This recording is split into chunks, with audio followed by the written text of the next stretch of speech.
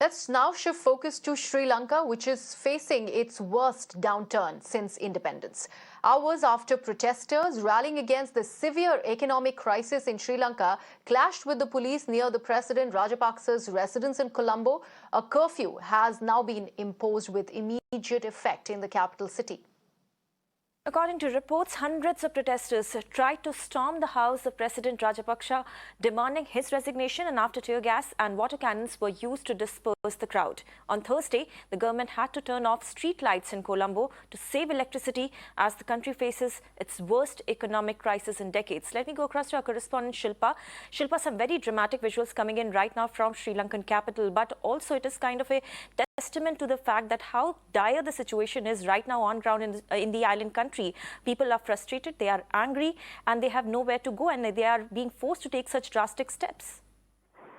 Well, absolutely. And like you rightly mentioned, this is the worst economic crisis that the island nation has, of course, faced. And we can see how several people wait for hours together to get fuel, to get kerosene, and there is massive inflation. The prices of essentials have hit the roof, and that, of course, is causing a lot of problems for the people in Sri Lanka, and that is why massive protests are taking place across the country. And last night, of course, a huge crowd gathered outside President Gotabaya Rajapaksa's residence in Colombo. They were, of course, chanting angry slogans against the government.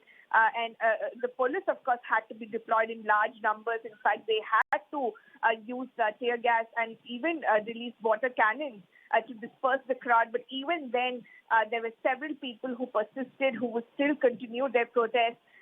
Several of them have been arrested by the police. A lot of them were also injured in the protests that, of course, took place. But nevertheless, this is, of course, becoming a very, very concerning situation as far as Sri Lanka is concerned, because in several places, people are unable to get even the basic items that they require, or even if they manage to get it, the prices of it is, of course, has hit sky roof. And that is the reason why people of Sri Lanka are extremely angry, and they are, of course, demanding some kind of action from the government, and they're also blaming the government there for the current situation.